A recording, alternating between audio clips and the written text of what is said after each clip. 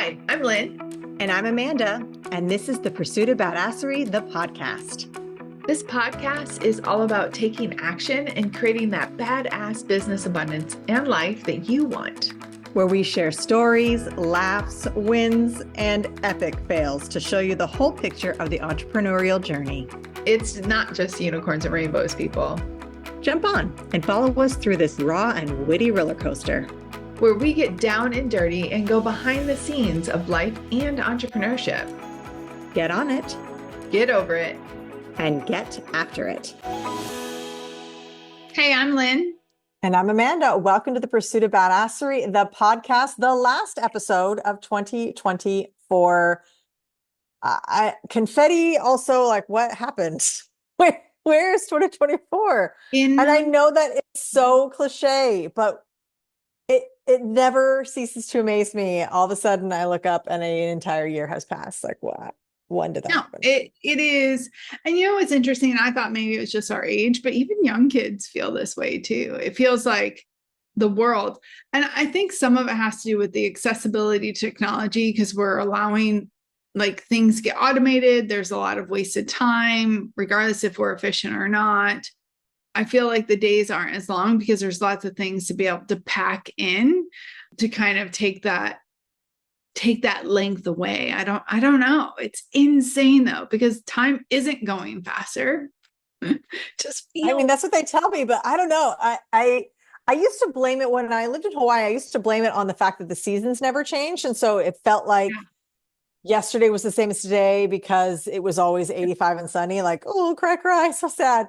And now I'm like, nope, it's still not that, because now that I live in a place that has at least some semblance of weather changing, still the years go by super quickly. The days are long, the years are short, and that is the understatement of the century, or the understatement of 2024 as it comes to a close. Oh, it feels like the century. Yeah. What do you guys feel? Do you feel like the time is just like drifting away? You know, I like to chalk it up though to a life well lived and like full of lots of cool things to be excited about and to keep us engaged in life. And, you know, I feel like, and I know not everybody can say this, even if the time is slipping away. And I feel really blessed that even in the bad ones, that for a long time now, I've really practicing presence has been a part of my being. And I feel like sometimes I've lived a lifetime in a week, but a year. And I think that also has something to do, not just with like how much we do and how much we get done and how many things are on our plate and how much life we live, but also like that aspect of practicing presence, that it just makes it feel even fuller, living like a full life. And I think that that's really important, because if you've had the whole year go by and you don't feel like you've lived, but you feel like you've just went through life, then that makes me sad for you, because it's a very different experience to feel like you've lived, right? Life is happening for you, not to you. No, I 100%. There's a quote that every year I see it pop up this time of year, and it always hits me the same every year. Like, don't live the same life over and over 75 times and call it a life. Like and it comes so easily that you'll just look up and like, oh, another year has passed, and all the goals I set last January are still the goals I want to reset because I didn't ever do them, and I never got around to this. I never did that. And, you know, you get to this, and this isn't necessarily an entrepreneurship thing. However, I notice it with my friends who are not entrepreneurs, that they're living every single day with this idea that I'm going to retire and then I'm going to live my life. And then they get to retirement and something happens. They don't have the money, or they're not well enough, or whatever. And I'm like, what? I don't want to wait until I'm 70 or 80 or however old people retire these days before I start living my life and achieving the things I want to achieve, because I would rather do it at any point while I'm living it and do it now rather than wait, because there's no promise of later. There's no promise that next year we'll be able to do, I'll have the money, or next week I'll, like, when the kids get out of school, or when I have made this much amount of money, or when, you know, the economy has settled down, like then I'll do stuff. And inevitably something else comes up. And you can't be promised that that ever is going to happen. You can't be assured that whatever is in your mind, that's a stipulation, is ever actually going to come to fruition. And so this time of year is always a time I start thinking, I look back on, did I live in my purpose over the course of the year? Did I actually live the way I wanted to live, or was I just going through the motions? And I'm not saying that Lynn and I never go through the motions, that there's never a time that we are just like getting stuff done for the sake of having to do things. Like I'm not saying that we are perfectly always living in the moment and living our life to the fullest. That's not practical currently. Check back next year on that. But I think both of us really strive to do the thing now and not put it off and not wait. And it's funny, you're talking about how fast time goes. And I was just speaking with a client earlier today, and in my head, I'm like, oh my God, it feels like it's been forever since I talked to her. And really, it had been like 3 days, because I talked to her on Friday, and you know, we're recording this on a Sunday. So it was very interesting to me, because in my head, so much had happened, and it had been so long since I spoke to her. And she like, I made this amount of money, all this stuff had happened. It's been so long since I've spoken to her. Oh no, it's actually been 3 days. And it's that so much happens in life. And I feel like that's something that I don't want to look back next year, or whatever time of year I look back on things, and be like, oh, well, nothing really happened over the year. Nothing. It was just the same year. I just lived the same year another time, and maybe next year something will happen. I never want that to be the case with me, ever. Yeah, same. You know, you said something in there that is interesting, because it was something I was reflecting on. I reflect on a lot, and we talk a lot around, is going through the motions. And, you know, I realized I was actually, when reflecting in my year, because I think, especially because we have multiple things going on at once. Everybody does. You have your life, you have your business, or you have a profession or a job, you have your friends, you have maybe a partner, maybe kids, like, so there's all these different aspects that are going on. And I was identifying the moments in the year that I absolutely went through the motions in one aspect, but because maybe I was focused in another aspect. Maybe it was even my mental health at the time, or the reason why I was going through the motions, or the reason why that was successful, and I was like all in. And it's fascinating to me to like actually take an assessment of, like, to see, like, you know, we're never one in its entirety, because we're complex human beings. And so we have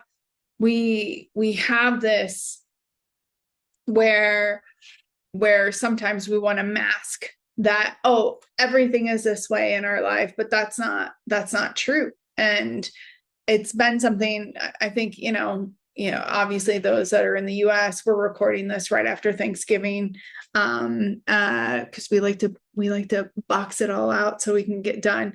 And there was a lot of conversation around being thankful and reflection of the year and all of that. And I was listening to some individuals, and just like how everything was like monotone, one tonality. And that's just, it's not the case with life. It is, there's all these different flavors and ways we show up, and we can show up one way. It's kind of like having a fixed mindset or growth mindset.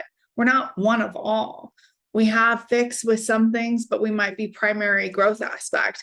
And so when I was in reflection of like, okay, where did I just do the process? And to me, that's good. Just going through the moves, just doing the process, not going above and beyond, not actually investing in the time, and looking at the results that were received absolutely reflect when I just went I was still doing what we said we were going to do. It's one of our launches. I was still doing what we said we were going to do, but I had no capacity to go above and beyond that because of other things on my plate.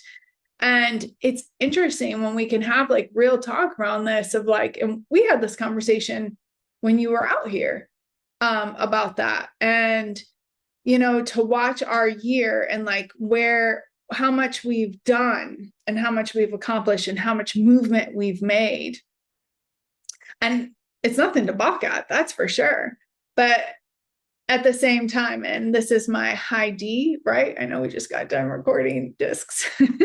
So like how much more I could have done, where I could have not just went through the movement because of my energy, my capacity, my whatever was somewhere else. Or even, again, being proud of like the effort and the processes that we do have.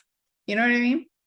Oh, absolutely. This is always the time of year that I look back and it's not that I don't celebrate how far I've come, but and I'm not berating myself, but there is a little bit of like, what else could I have done? If I hadn't done this ridiculous thing of going through the motions or hamster wheeling this one thing or wasting my time where I thought it was productive, but I didn't actually do the analytics of it. And like, it turned out to be a waste of my time and energy. Like, what could I have accomplished if I hadn't done those things?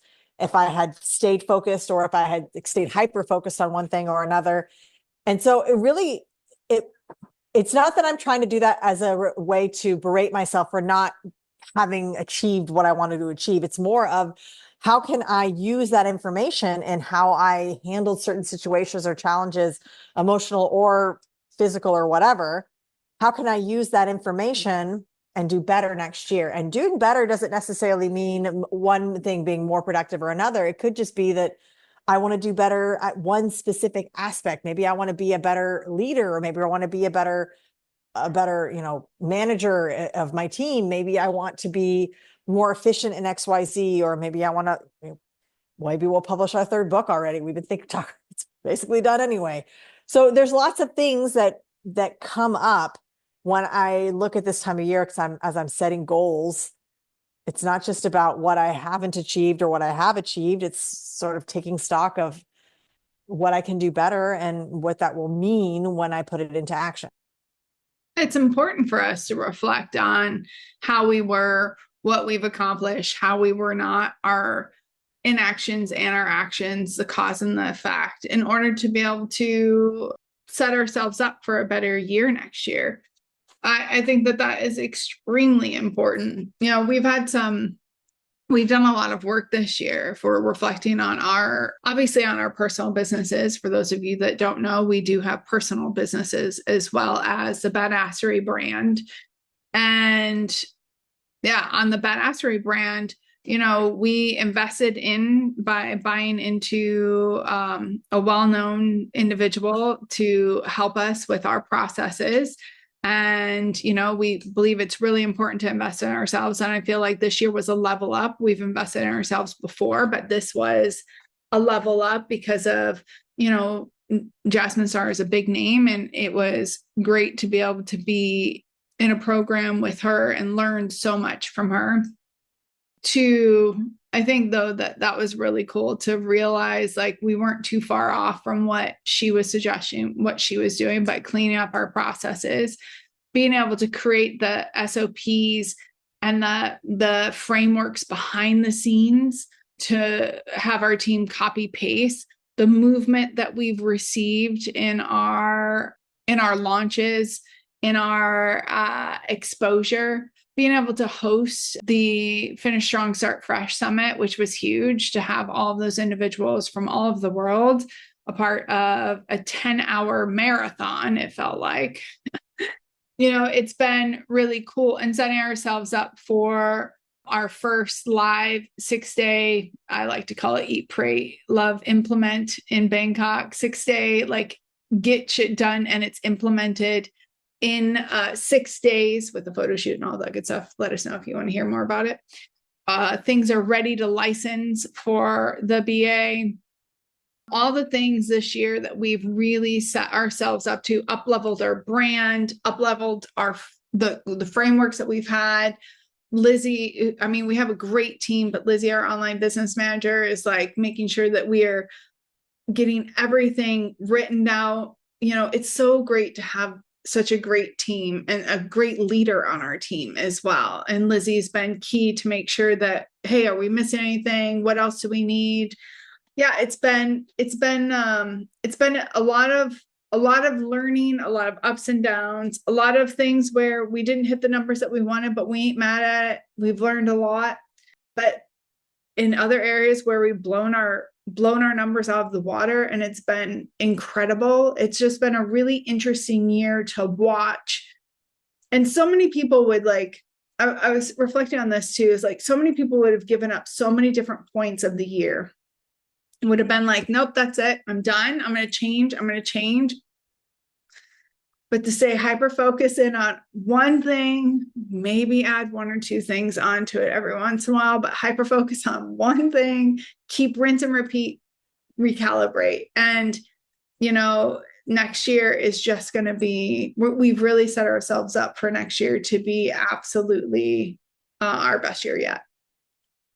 I know everybody, maybe not everybody, but there's a large group of people like, oh, 2024 is going to be my year. 2025 is going to be my year. 2020 was going to be my year. Those people who said 2020 was going to be their year. Sorry, folks. That definitely wasn't the case. I don't hang out with people. However, I think a lot of people have said at this time of year, they say, this next year is going to be my year.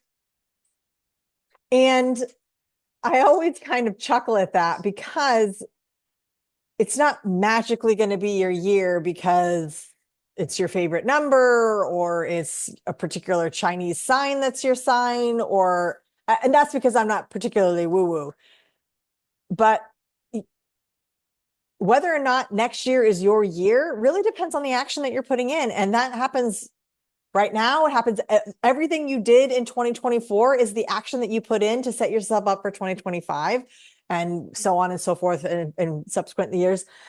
And I absolutely agree with you that there's been a lot of foundational things that have been set up or changed or adjusted or tweaked in 2024 that will lead to a really great 2025. And I know that we're going to have a great 2025, not like tooting our own horn, like, oh, we're going to be swimming in like 9 figures and everything's going to be amazing.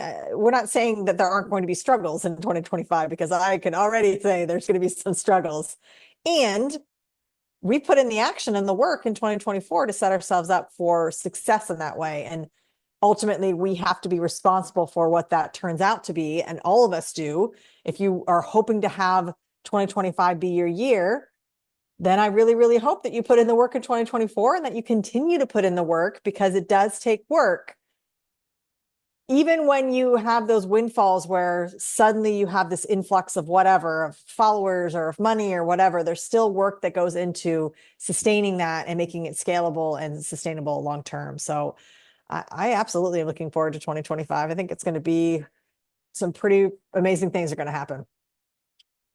I mean, yeah, we've been building the foundation and making it stronger. So it is great. And I think that you brought up a good point is, every once in a while, the overnight successes do happen, but those that have long-term success and like meaningful success are those, and continued success. Because let's take the lotto, for example. All those people that win the lotto, what happens to them? They're broke. Typically, statistically, they're less fortunate after they've spent all the money in the whole. Not all of them, because they don't know how to handle it. They don't have the fundamentals and the foundations of understanding. It's like, although I think it's gotten better, but even like with back in the day, with the pro players, the pro football, the pro basketball, the pro baseball, and more so the pro, I mean, it was all of them, but it really was the pro football got it a lot, where they didn't know how to handle their money. So they were out like spending for all their homies and their parents and and like, because they didn't have the fundamental knowledge, that the basic framework And so they ended up putting themselves in a situation. And this is no shade. I saw it with military when we were in Saudi, all these ex-military people now making bank, and they just didn't have the fundamentals and the foundations. It's like that overnight success when you don't know how to handle it or don't know how to make it last. Then you're constantly just utilizing it above and beyond your means. And we are advocates of building the fundamentals and those foundations to make sure that you have a stable platform to grow and launch off of.